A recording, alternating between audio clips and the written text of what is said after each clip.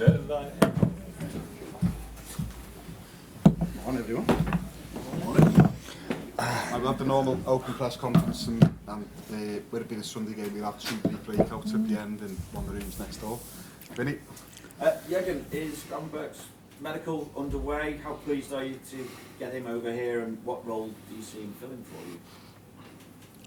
I'm really sorry to disappoint you directly at the start, but you cannot talk about that because nothing really happened yet. All the decisive stuff has to happen. So it's Friday, right? If something happens, we can talk about it on Sunday. Yeah. Okay. If it is to happen, would that be the only arrival on deadline day? What would it be?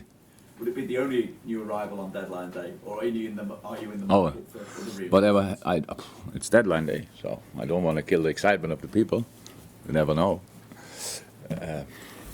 But I'm busy today with other things. Yeah. With that in mind, then, is Kanate fit for the weekend? Obviously, you got Virgil suspended and back onto transfers. Is centre half the next area that you're looking to strengthen? Could there be a chance that you do it today? Just thinking that obviously Virgil's. If we could bring in a centre half for a weekend, we would think about it. No, we can't. Ibu, no, will not be ready for the game. How difficult then, whoever plays, is it to keep Villa quiet? And obviously the way that they've started the season, it looks like they could be a threat for the European. Definitely, there will be. Saw the game against Burnley. We saw now, meanwhile, pretty much all the games, but I watched it when it happened. And Burnley was good, to be honest, but Aston Villa is a machine, counter-attack, good organized. Everybody committed 100%. When they defend deep, then they defend deep with all. From there they go.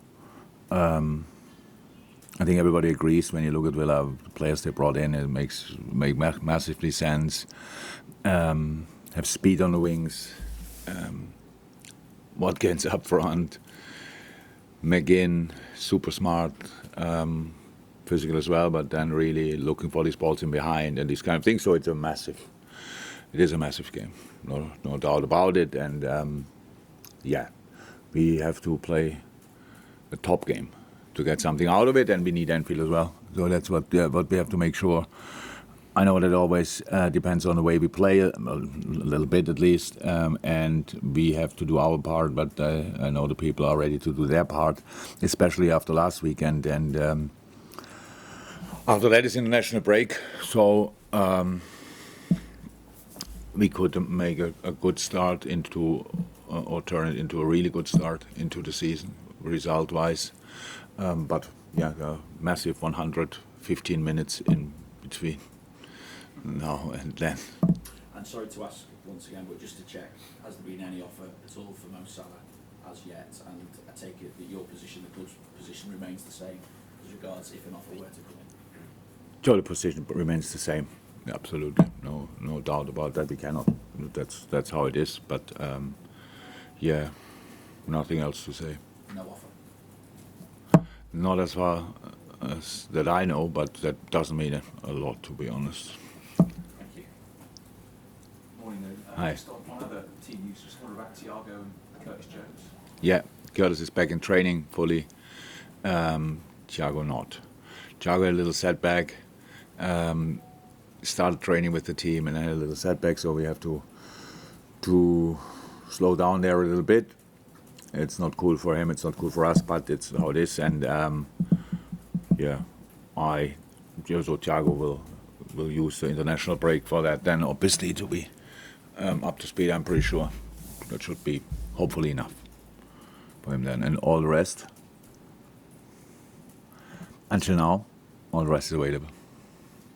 What impact last week's game what did it have on Darwin? Because I guess strikers obviously thrive on confidence. What impact has that had on him? Yeah, massive. That's clear. It's what he wants, what we want. It's exactly how it should have been, being a massive threat. You could, of course, see it the next day, but everybody could feel it. This game was massive. It was, and the way it happened, all these kind of things. It looked for a while, for 10, 20 minutes, like everything goes against us. Not destiny. We had our hand in that, but how the boys fought out of that was pretty impressive, and so now we should try to do that with 11 players. That would be helpful. Juliet? Yeah, and overall, without knowing what's going to happen today on deadline day, how would you assess the business with the incomings that you had and the balance of the squad right now that you have now? Have you been happy with how it's... Yeah. Look, it's like that. We pretty much have to reinvent the team. We have to. The midfield is now already and will be completely new. Over the last few years, we had to do the same with our front line.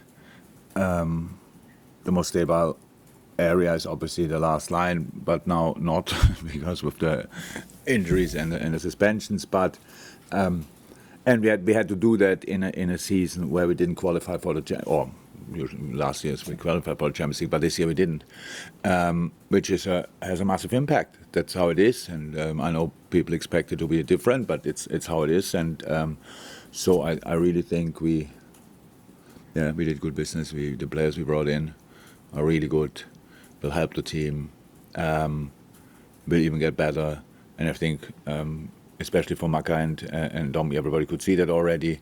For Endo, it's a massive step, massive change in the way he used to play and the way we play. So that needs obviously a bit of time to get there, but it's no problem. And so I really like the team. Not to say I love the team. When I look at it before we start a game, and you look at the lineup and you look at the option on the bench where the last week's now a bit young, but even that is great. I think everybody loves it when Dog is coming on and when he's having his minutes in these kind of games. All the boys, Stefan is back in full training.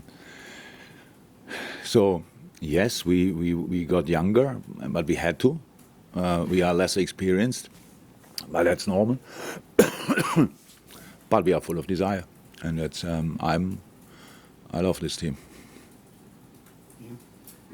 Jurgen, obviously, in a different scenario, you'd have Virgil van Dijk available, but he's not because of the red card.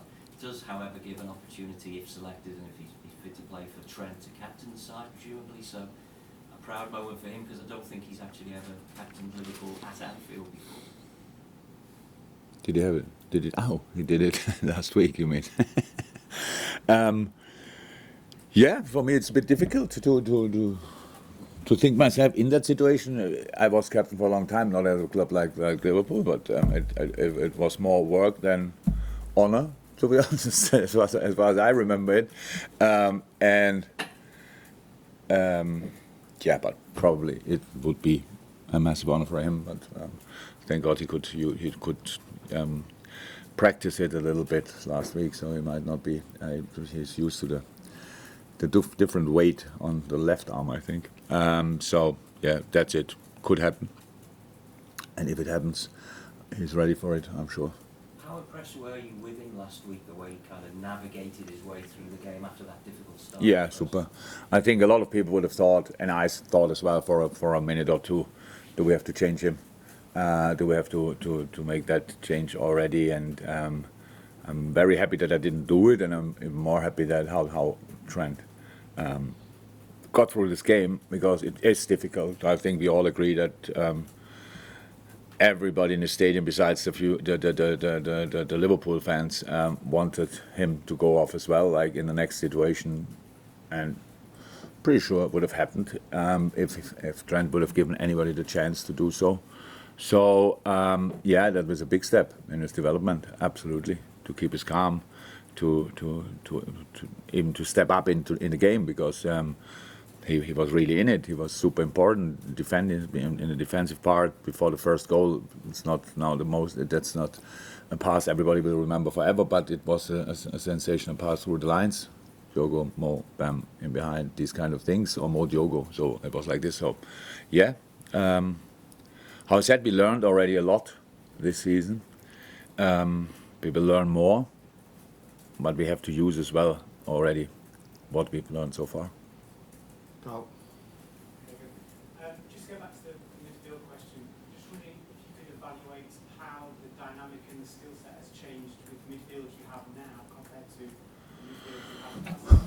We will see that. That's so a natural skill set. I think is obvious, but we had to replace and to change the most successful midfield in the young history of this club. So Fabinho, Henderson, Milner, Gini Wijnaldum a few years now ago, and all had big parts in that game. Like Naby, Oxley, they all played big parts in that midfield, and in our best periods, I remember that here you faced. Or you asked me the question if we are enough of a goal threat from this midfield.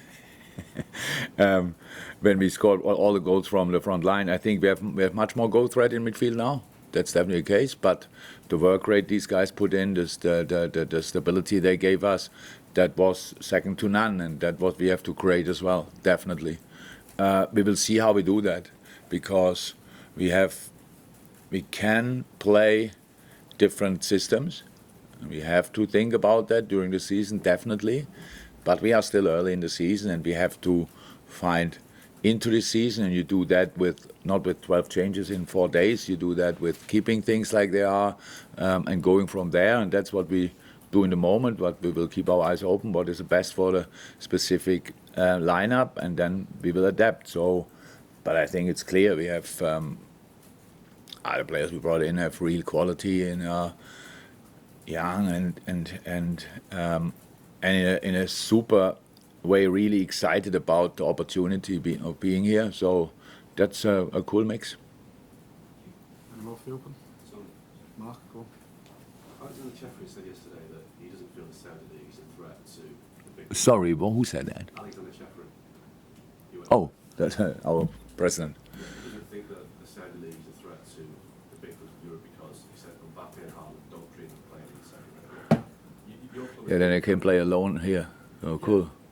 But your club has been more unsettled than most this summer by Saudi because you let the two players go. You've had interest in Alisson and Mo. Do you think Jeffrey's right, or do you think you're going to have to be prepared for this to happen in January, it to happening next summer in terms of these clubs being looking at your better players? I don't know 100% yet, to be honest. But I don't think the Mbappe and Haaland example is a really good one. If you took it like that, or you took it out of context, I don't know. I didn't see what he said.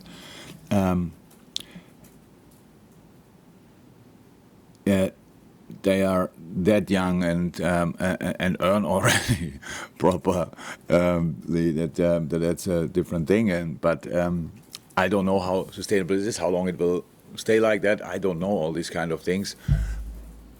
But I think the next 2 weeks will show how much of a challenge it is, because whatever happens there, obviously, nobody can react anymore. That's something I think UEFA or whoever should have an eye on to sort that, because we all have to protect the game, and we want, and it's not a league or whatever, it's the game, and obviously